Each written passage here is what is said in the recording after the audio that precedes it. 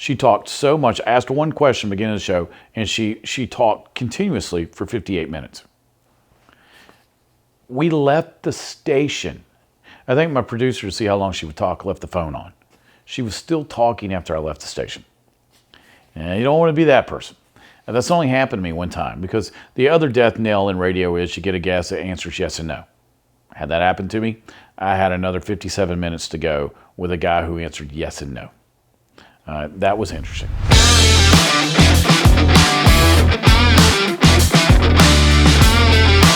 Welcome to What's Your Problem? I'm Scott Farrell, your host. Thanks so much for being part of my day and let me be part of yours.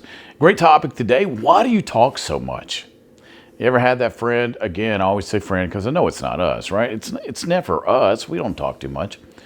Why do you talk so much? You look at your friend and go, hey man, why do you talk so much? Why are you always talking? Do you ever know how to shut up? When you think of your friend, do you think of duct tape? Do you think of gagging them and putting them in a closet and locking it? Okay, that's how you know somebody talks too much. But are you that person? People ask me all the time, being what I do for a living, America's behavior expert, why do people feel like they have to fill every single piece of space with talking? Or have you ever had that person that comes over to watch a ball game with you? And we have a friend who likes to talk, and unfortunately, he does not know ball game etiquette. Man, when the game's on, you're not jibber-jabbing and talking. We're watching the game. So finally, our youngest goes, you're talking during the game. We talk during commercials. Or yelling at the TV's okay, because that's part of the game flow, or celebrations or whatever, but not talking, the game's on.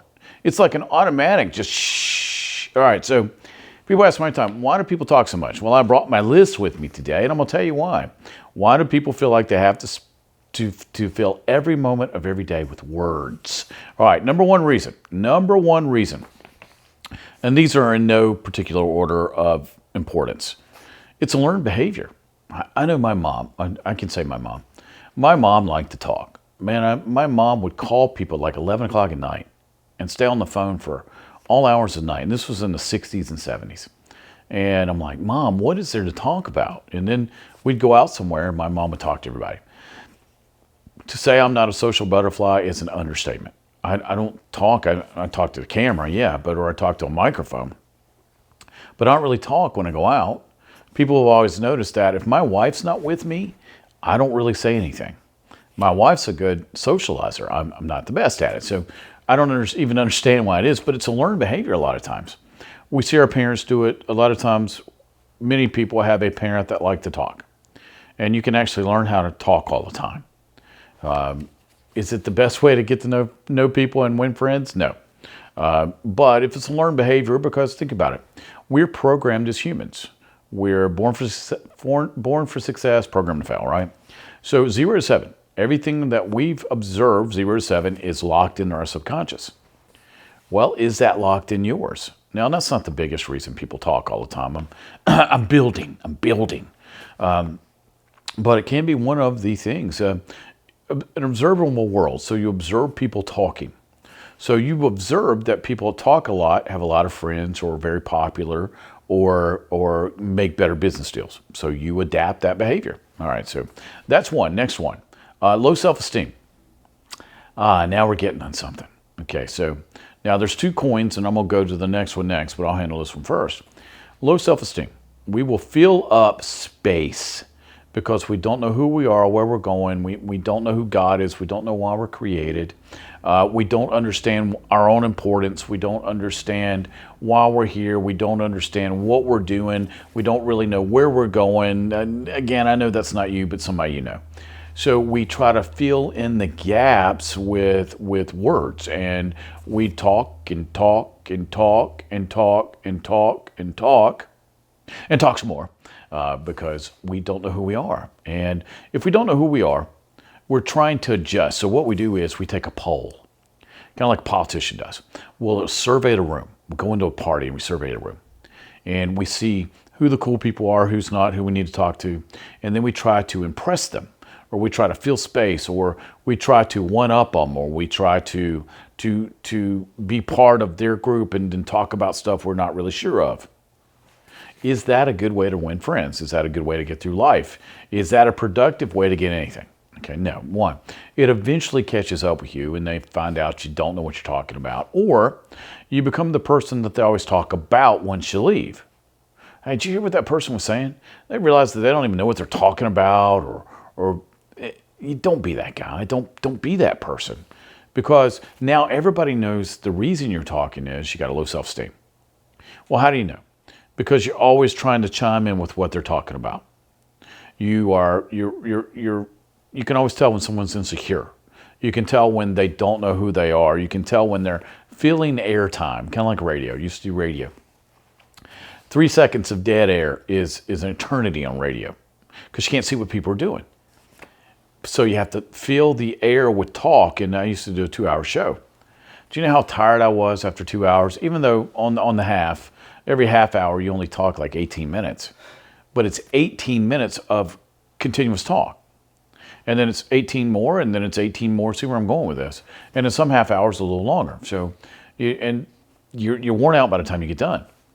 But you listen to those people. I remember I interviewed a lady on the radio one time, and I had an hour show at the time. And you know, every half you got a commercial break. So you go 9, 7 commercial breaks. She talked through all the commercial breaks. I had signed off. It's a live show, live call-in show. I had signed off the air. My producers already started a new show, and we still had the receiver going. She was still talking. She talked so much. I asked her one question at the beginning of the show, and she talked continuously for 58 minutes. We left the station. I think my producer, to see how long she would talk, left the phone on. She was still talking after I left the station. And you don't want to be that person. And that's only happened to me one time, because the other death knell in radio is you get a guest that answers yes and no. Had that happen to me, I had another 57 minutes to go with a guy who answered yes and no. That was interesting.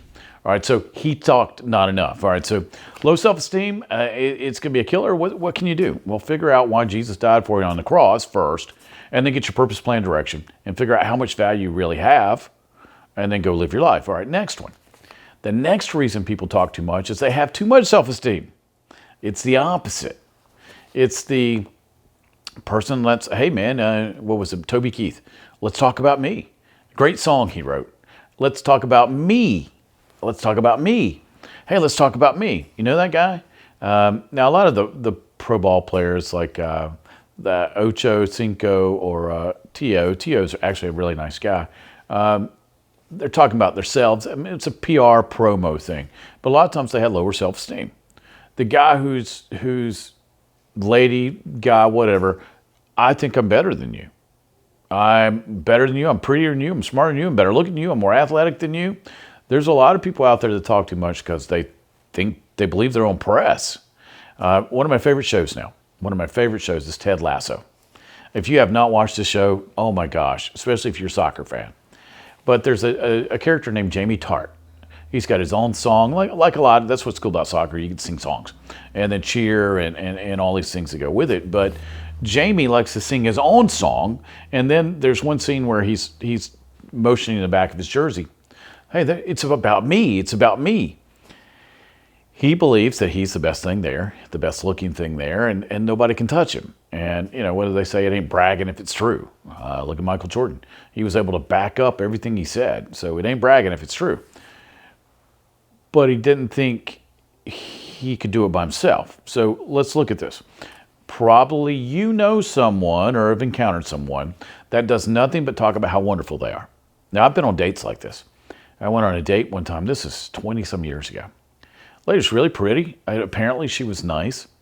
But I didn't answer one question outside of, hello, how was your day? Got that out of the way. My day was, and then she started. This was at dinner. She talked incessant for 2 hours, nonstop, man. It was like a race. I thought I was at the Kentucky Derby. And I knew the only way I was going to get out of this was have to go home.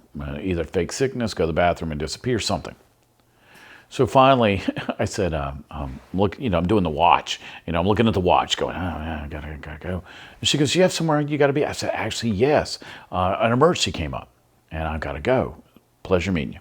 Last time I saw her. But if you've got too much self-esteem and you think too much of yourself, you're going to talk too much.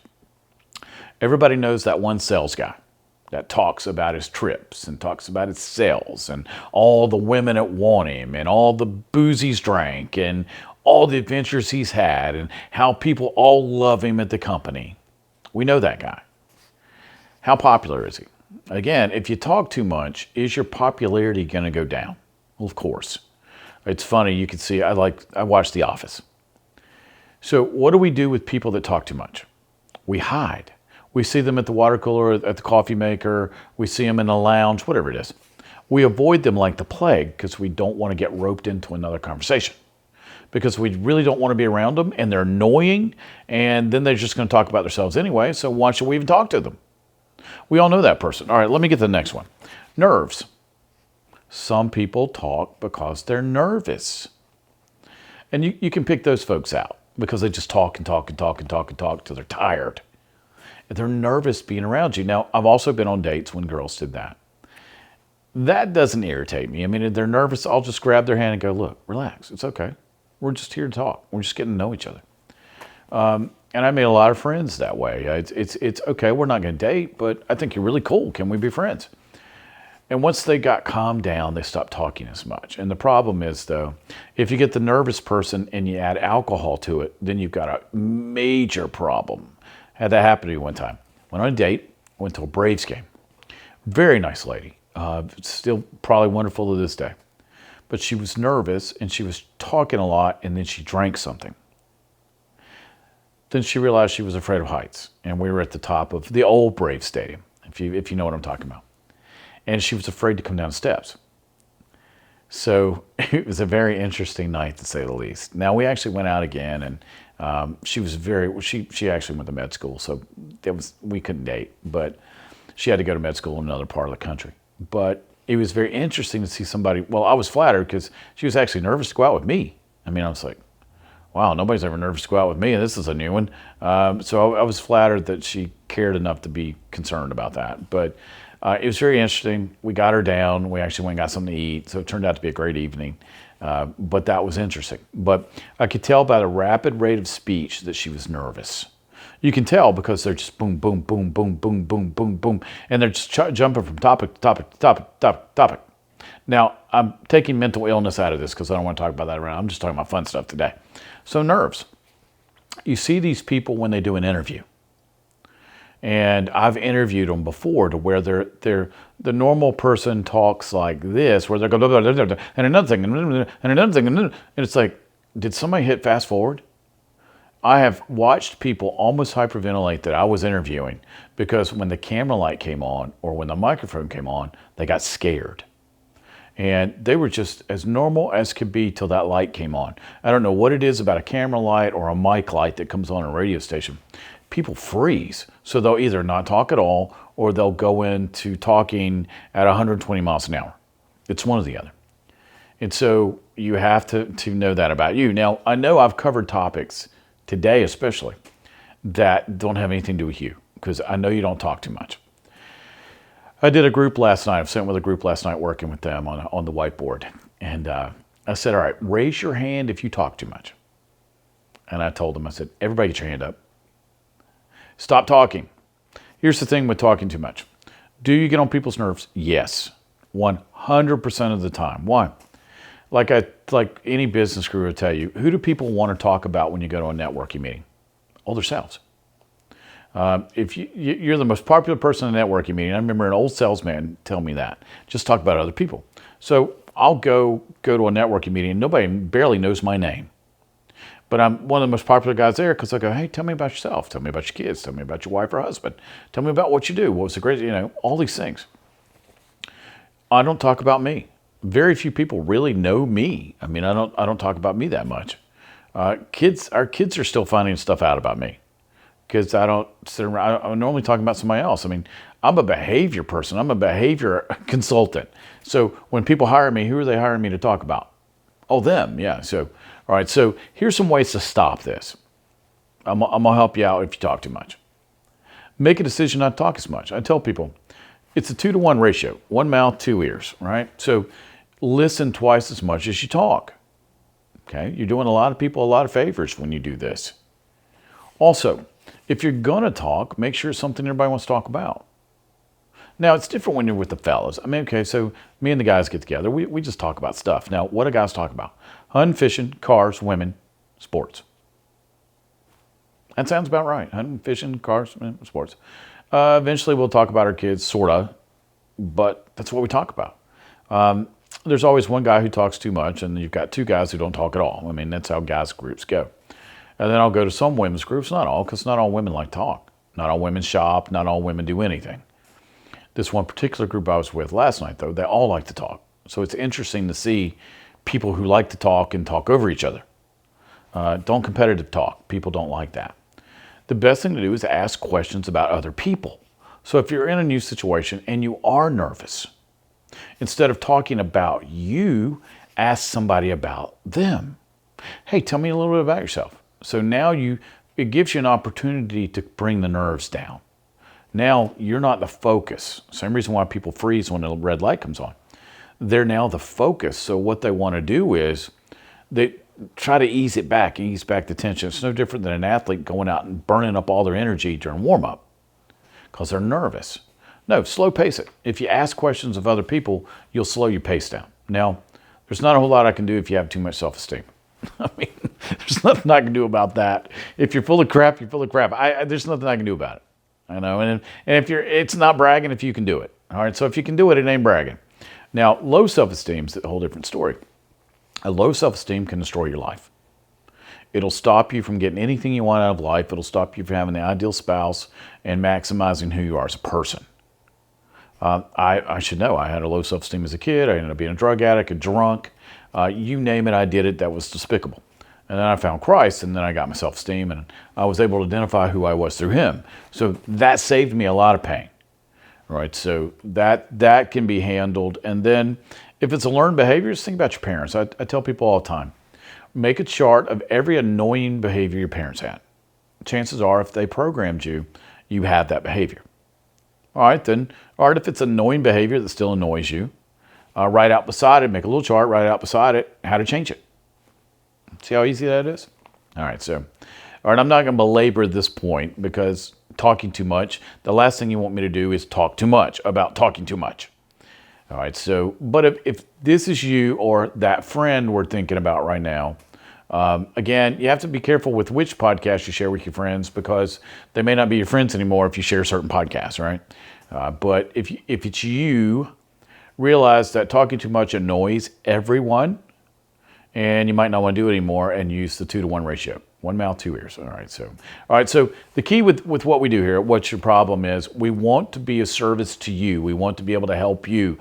If you want resources and tips from me, all right, I'm going to give you a place to get it. It's wyppodcast.com. wyppodcast.com is how you reach those resources. All right, so that's how you find a lot of data about us. All right, so that's easy. Now, if you have a problem that you want me to cover on camera or on microphone or on in public, send it to me.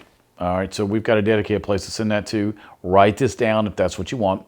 Problem at wyppodcast.com. Try not to let my country twang get in the way. I don't say W. So it's problem at wyppodcast.com. Also, if you enjoy our content and you're enjoying these topics that we're covering, subscribe. It's not very hard. Just go subscribe. It's easy.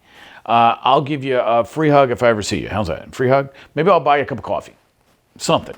But go ahead and subscribe to that. Also, if we cover something and it's pertinent to your friends, family, whoever it is, or if you think it's a great thing that we covered it, share it. Hey man, if we go to a nice restaurant and we really liked it, we tell at least 20 people. So if I cover a topic that you like, share it. A lot of people have a lot of problems. That's why we started this. And if I can be of service to someone with the problem they have, so be it. A lot of times I watch and listen to podcasts, and I share those immediately. One of the guys I share all the time is a guy named Scott McCain. Scott handles distinction in the marketplace. I don't know anybody that's better than he is. He is the best at what he does. So everything that Scott has, I share. And I don't think there's a video out there that I haven't watched that he's done. Why? Because distinction's very important if you want to make money in the marketplace. All right. Plus, he's a really cool guy, and he's got a great story. and he's written some fabulous books, and he's told his life story about losing his wife to cancer. I think it was cancer.